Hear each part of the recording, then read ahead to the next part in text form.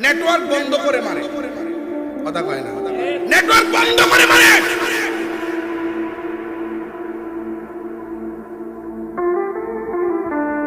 এদেশে আমরা দলের পরিবর্তন চাই না, নেতার পরিবর্তন চাই না। যে বাংলার জমিনে ক্ষমতায় আসবে কোরআন দিয়ে দেশ চালাতে হবে, কথা কোন ঠিক কিনা?